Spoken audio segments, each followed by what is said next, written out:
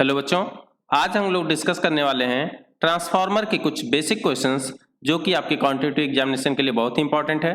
तो शुरू करने से पहले अगर आपने चैनल सब्सक्राइब नहीं किया है तो अभी कर लें। पहला क्वेश्चन है, the majority of power transformers in use throughout the world are filled using a mineral oil. बच्चों कह रहा है ट्रांसफार्मर में आजकल हम लोग मिनरल ऑयल फिल करते हैं, तो ये बिल्कुल सही लिखा हुआ है। मिनरल ऑयल क्यों फिल किया जाता है? ये आपको प्रोवाइड करेगा इंसुलेशन और कूलिंग मीडियम। तो बच्चों इसका डुअल पर्पज होता है कि कूलिंग मीडियम भी प्रोवाइड करेगा और इंसुलेशन भी, इसलिए हम लोग मिनरल ऑयल को यूज करते हैं। अगला क्वेश्चन है, dielectric mineral oil is used in. अब ये मिनरल ऑयल कहां पे यूज करेंगे? Small transformer, medium transformer, large transformer या सारे ट्रांसफार्मर में। तो बच्चों मिनरल ऑयल को हम लोग, देखिए एक प्रॉब्लम होती है इसके साथ कि फायर हैजार्ड की प्रॉब्लम है ना, आग लग सकती है इसमें, तो इसको हम लोग इसलिए लार्ज ट्रांसफार्मर में यूज करते हैं जो कि हमारे भीड़ भाड़ इलाके से दूर होता है, आइसोलेटेड होता है। लार्ज ट्रांसफार्मर का मतलब आपका जहाँ पे ट्रांसमिशन या डिस्ट्रीब्यूशन हो रहा है, तो वहां पे सेंटर पे जो है आपका भीड़ नहीं होगा, अलग होगा। अगर वहां पे आग लग भी जाती है तो बुझाने में आसानी होगी, ठीक है, और किसी का नुकसान नहीं होगा। अगला क्वेश्चन है, the purpose of the transformer core is to provide. बच्चों जो कोर होता है ट्रांसफार्मर का, इसका क्या पर्पज होता है? हाई रिलक्टेंस पाथ, लो reluctance path, high inductive path, high capacitive path. तो इसका आंसर है बच्चों लो रिलक्टेंस पाथ। अब ये लो रिलक्टेंस पाथ क्या होता है? जब आपका मैग्नेटिक फ्लक्स होता है बच्चों प्राइमरी से सेकेंडरी में लिंक करने के लिए, है ना, ये हमने हमारा कोर होता है, यहाँ पे प्राइमरी वाइंडिंग होती है और यहाँ पे सेकेंडरी, यहाँ से फ्लक्स क्रिएट होगा और ये सेकेंडरी से ऐसे लिंक होगा। अब हमारा पर्पज है कि ये जो फ्लक्स यहाँ से निकला है ये सारा का सारा इस सेकेंडरी वाइंडिंग से जाके लिंक हो, तो ही यहाँ पे ईएमएफ इंड्यूस करेगा और वहां से ये करंट आ जाएगी। अगर ये फ्लक्स यहाँ पे नहीं पहुंच पा रहा है तो इसका मतलब हमारा ये जो कोर है ये अच्छा नहीं है, ये रास्ता प्रोवाइड करता है इस फ्लक्स को। तो एक अच्छा रास्ता कब प्रोवाइड होगा? जब इस फ्लक्स लाइन को लो रिलक्टेंस मिले, है ना, लो रिलक्टेंस मिलेगा तो हम कहेंगे ये इसके लिए अच्छा पाथ है फ्लक्स के लिए। तो इसीलिए कोर हम ऐसा डिजाइन करते हैं जिससे लो रिलक्टेंस पाथ मिले इसको, ठीक है। अगला क्वेश्चन है, transformer core is design to reduce. अब हमारा जो कोर होता है बच्चों क्यों डिजाइन करते हैं? क्या रिड्यूस करने के लिए, है ना, hysteresis loss, eddy current loss.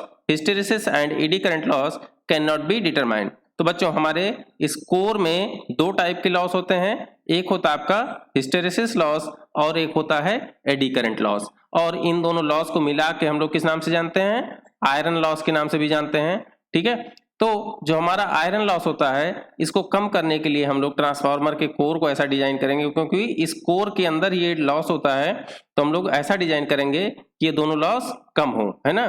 तो transformer core is design to reduce iron loss कह सकते हैं। यहाँ पे आयरन ना देके हिस्टेरिसिस एंड एडी करंट दिया है तो इसका आंसर हो जाएगा सी।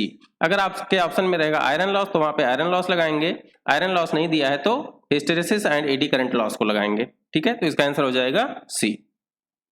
अगला क्वेश्चन है, transformer winding are generally made of. तो बच्चों जो इस कोर में वाइंडिंग लपेटी होती है, ये तार जो लपेटे होते हैं ऐसे, ये पूछ रहा है कि किस मटेरियल का होता है? स्टील का होता है, आयरन होता है, कॉपर होता है, स्टील आयरन एलॉय होता है। तो बच्चों ये आपको पता होगा कि हमारा कॉपर मटेरियल का होता है। अच्छा, हम लोग कॉपर का क्यों यूज करते हैं? देखिए जो कॉपर होता है ये वायर, इसमें भी लॉस होता है, ठीक है, इस कॉपर वायर में भी लॉस होता है जिसको हम लोग किस नाम से जानते हैं? Copper loss. तो ट्रांसफार्मर में दो टाइप का लॉस पड़ते होंगे, एक कोर लॉस, है ना, यानी आयरन लॉस, और एक कॉपर लॉस जो कि इस वायर में होगा, है ना। कितना होता है? I²R के इक्वल। तो इस कॉपर वायर में जो लॉस होगा बच्चों, इसको कम करने के लिए हमारा पास वायर जो होना चाहिए वो हाई कंडक्टिविटी का होना चाहिए, रेजिस्टेंस उसका कम होना चाहिए, तो इसलिए हम लोग जनरली कॉपर का यूज करते हैं। अगला क्वेश्चन है, before using oil in transformer insulation material was. Oil के पहले इंसुलेशन मटेरियल कौन सा यूज किया जाता था ये पूछ रहा है। तो देखिए एस्बेस्टस हो गया, कॉटन हो गया, low grade press board in air, ये तीनों बच्चों जब ट्रांसफार्मर इन्वेंट हुआ उस टाइम के मटेरियल्स हैं जो हम लोग यूज करते थे इंसुलेशन के लिए। उसके बाद आया क्राफ्ट पेपर। क्राफ्ट पेपर को हम लोग काफी दिनों तक यूज करते रहे, बहुत ही अच्छा था। उसके बाद यूज करना शुरू किए हम लोग ऑयल, है ना। तो ऑयल से पहले हम लोग यूज करते थे क्राफ्ट पेपर। यही क्वेश्चन में पूछा है कि ऑयल से पहले क्या यूज किया जाता था, इसका आंसर हो जाएगा क्राफ्ट पेपर। अगला क्वेश्चन है which transformer insulation material is best compare to kraft paper. अब बच्चों देखिए, अभी मैंने बता दिया पिछले क्वेश्चन में कि क्राफ्ट पेपर आया, उसके बाद आया आपका ऑयल, है ना। तब ऑयल आया, इसका मतलब न्यू टेक्नोलॉजी और इससे बेटर है, तो इसीलिए हम लोग कहेंगे इसका आंसर हो जाएगा ए ऑयल, क्योंकि ये तीनों तो इस क्राफ्ट पेपर के पहले के हैं, ठीक है। अगला क्वेश्चन है which of the following is not the property of oil that should be fulfilled before using in transformer। तो बच्चों जो ट्रांसफार्मर में ऑयल यूज किया जाता है, ये पूछ रहा है कि उसकी क्या क्या प्रॉपर्टीज होनी चाहिए। तो देखिए, जो हम ऑयल यूज करते हैं उसके लिए क्या प्रॉपर्टी होनी चाहिए, उसकी लो विस्कोसिटी होनी चाहिए, यानी ये पॉइंट सही है।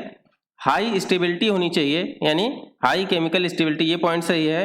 हाई फ्लैश पॉइंट होना चाहिए, फ्लैश पॉइंट का मतलब वो कब जलेगा, है ना, तो बहुत ज्यादा टेम्परेचर हाई हो जाए तब जाके जले, तो हाई फ्लैश पॉइंट ये भी होना चाहिए। और हाई इलेक्ट्रिकल स्ट्रेंथ होना चाहिए। यहाँ पे देखिए लो इलेक्ट्रिकल स्ट्रेंथ लिखा है, यानी ये गलत हो गया, तो इसमें से पूछ रहा है कौन सी ऐसी प्रॉपर्टी नहीं है, तो लो इलेक्ट्रिकल स्ट्रेंथ नहीं होनी चाहिए, यानी कैसी होनी चाहिए, हाई इलेक्ट्रिकल स्ट्रेंथ होनी चाहिए, तो इसका आंसर हो जाएगा सी। अगला क्वेश्चन है transformer rating are given in. बहुत इंपॉर्टेंट क्वेश्चन है, आपके वाइवा में बहुत पूछा जाता है क्वेश्चन।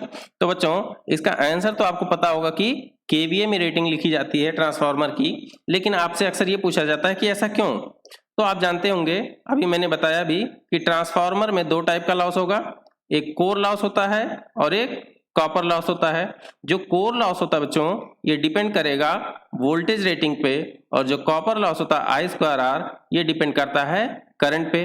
तो ये हो गया आपका वोल्ट, ये हो गया एम्पियर, ठीक है।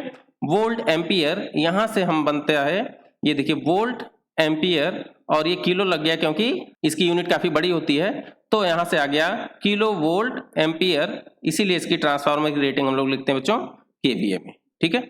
अगला क्वेश्चन है function of transformer is to convert AC to DC, convert DC to AC, step down or step up DC voltage and current, step down or step the AC voltage and current. तो बच्चों आप लोग जल्दबाजी में कई बार फटाक से A B या सी कुछ भी लगा देंगे, है ना।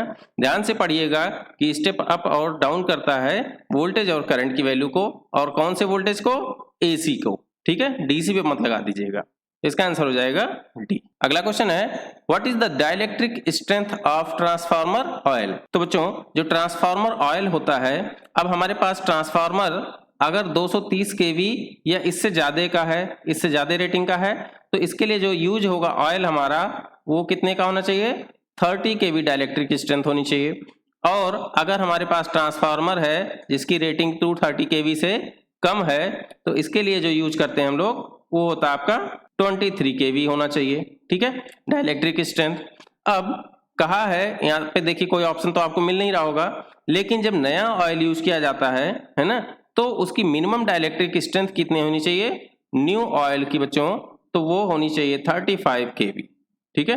न्यू ऑयल जब भी यूज करेंगे तो उसकी मिनिमम रेटिंग कितनी होनी चाहिए डाइलेक्ट्रिक स्ट्रेंथ, तो 35 केवी, तो इसका आंसर हो जाएगा बी। अगला क्वेश्चन है which of the following is not a part of the transformer installation. बच्चों ट्रांसफार्मर को जब इंस्टॉल किया जाता है तो कह रहा है इसमें से कौन सा पार्ट उसमें नहीं होगा।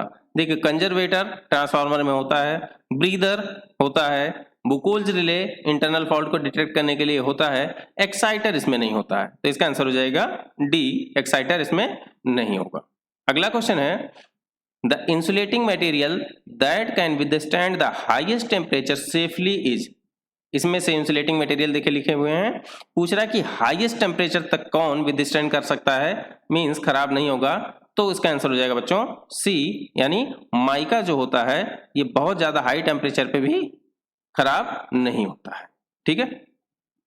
अगला क्वेश्चन है the part of the transformer which is visible from outside. Option है bushing, core, primary winding, secondary winding. बच्चों कोर जो आपका होता है, प्राइमरी वाइंडिंग और सेकेंडरी वाइंडिंग, ये इसके अंदर होगा ट्रांसफार्मर के, है ना, तो आपको दिखाई नहीं देगा। और ये पूछ रहा क्वेश्चन है कि विजिबल फ्रॉम आउटसाइड, यानी बाहर से जो दिखाई दे उसकी बात किया है। तो देखिए यहाँ पे मैंने इमेज भी लगा दी है, इसका आंसर हो जाएगा बुशिंग। अब आप बुशिंग कुछ लोग नहीं समझ पाएंगे, इसलिए मैंने यहाँ पे इमेज डाल दी। देखिए खूंटी बनी होती है ऊपर की तरफ इसमें आके वायर जुड़ता है, ठीक है, ये इंसुलेटर लगा हुआ है, तो इसको कहते हैं बुशिंग। ये आपके ट्रांसफार्मर के बाहर लगा होता है, ठीक है। तो बच्चों, ये वीडियो आपको कैसी लगी कमेंट सेक्शन में जरूर लिखें। चैनल को लाइक और सब्सक्राइब नहीं किया है तो अभी कर दें। मिलते हैं अगली वीडियो में कुछ और क्वेश्चन के साथ। Thank you so much.